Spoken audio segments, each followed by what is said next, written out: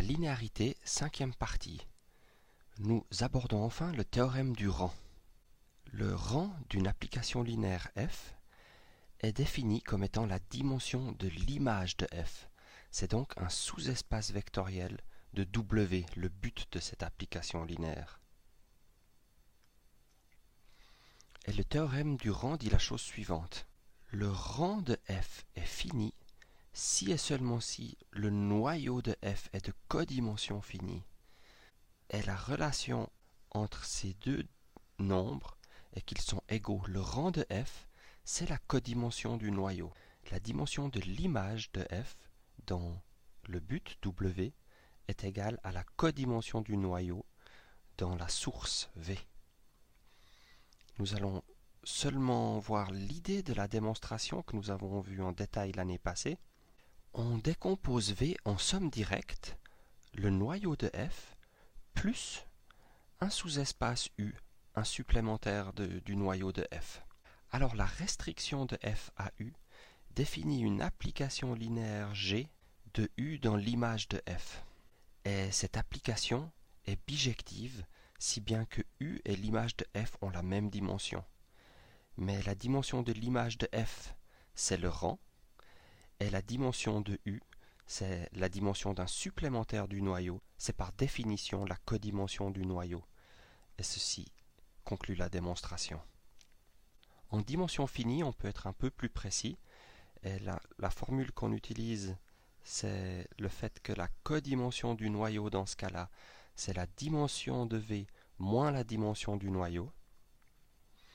Et le théorème du rang s'énonce de la façon suivante, et c'est celle qu'on utilise dans la pratique, dans la plupart des applications linéaires qu'on étudiera cette année, les espaces vectoriels seront de dimension finie. Et la formule est la suivante. La dimension de l'image, le rang de f, c'est la dimension de la source V moins la dimension du noyau. Donc ce théorème du rang, il est vraiment très très important parce qu'il met en relation des informations sur le but dans W et dans la source, la codimension du noyau. Comme corollaire, quelque chose de très agréable pour vérifier qu'une application est bijective, si on sait que V et W ont même dimension, alors f est injective si et seulement si elle est bijective, si et seulement si elle est surjective. Donc pour vérifier que f est un isomorphisme d'espace vectoriel, il suffit par exemple de calculer le noyau. En effet, le noyau est nul si et seulement si, par le théorème du rang, si et seulement si la dimension de V est égale au rang de f, mais la dimension de V étant égale à la dimension de W, ça c'est le cas si et seulement si l'image de f est égale à W tout entier. Ainsi, f est injective si et seulement si elle est surjective, et dans ce cas-là, évidemment, elle est bijective. Pour terminer, un exemple. Considérons la matrice suivante à coefficient dans F3. On l'a choisie diagonale supérieure avec des 1 dans la diagonale et au-dessus. Notre application linéaire, ce sera l'évaluation en A définie pour des polynômes à coefficient dans F3, des polynômes de degré plus petit ou égal à 3. Alors ces deux espaces vectoriels sont de dimension 4. En effet, les polynômes 1, t, t carré et t cube forment une base de l'espace vectoriel des polynômes de degré plus petit ou égal à 3, et les matrices 1, 0, 0, 0, 0, 1, 0, 0, 0, 0, 1, 0 et 0, 0, 0, 1 forment une base de l'espace vectoriel des matrices 2 x 2. Donc on a affaire à deux espaces vectoriels de dimension 4. On se demande si cette application est un isomorphisme entre deux espaces vectoriels de dimension 4. Quel est son noyau? Quelle est son image? Alors pour cela, on va commencer par calculer les images des vecteurs de base. Donc rappelons que la matrice est la suivante, et notre application linéaire, c'est l'évaluation en A. Alors on va commencer par calculer l'image des vecteurs de la base canonique de l'espace vectoriel des polynômes de degré plus petit ou égal à 3. Quand j'évalue 1, comme l'évaluation est une application d'algèbre, l'évaluation de l'unité, c'est l'unité. C'est donc la matrice identité. L'évaluation en A de T, on remplace T par la matrice A, c'est donc la matrice A.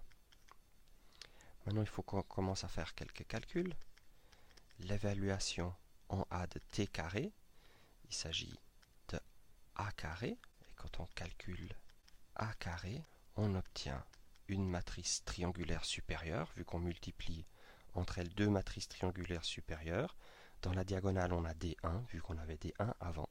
On calcule ligne par colonne. Ligne par colonne, le seul calcul qu'on doit faire, c'est ce 2 qui apparaît en haut à droite. Enfin, l'évaluation en A de T cube, c'est A cube. On va calculer A carré fois A. Et le même calcul qu'avant nous donne une matrice triangulaire supérieure ayant des 1 sur la diagonale. Mais maintenant, le coefficient en haut à droite, ce sera un 3, c'est-à-dire 0 dans F3. C'est évidemment pour ça que j'ai choisi ce corps. Donc, qu'est-ce qu'on remarque? T cube moins 1 appartient au noyau de l'évaluation.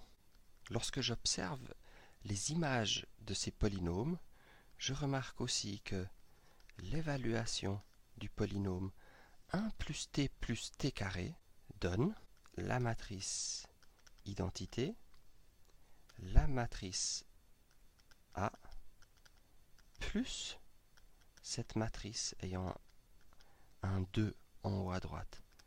Mais ceci, en additionnant coefficient par coefficient, je vois que j'obtiens 3, 0, 3, 3. Dans F3, c'est la matrice nulle. J'ai donc deux polynômes linéairement indépendants qui appartiennent au noyau.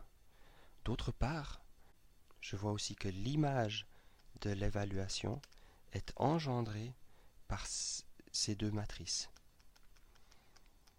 Donc dans cet exemple, la dimension du noyau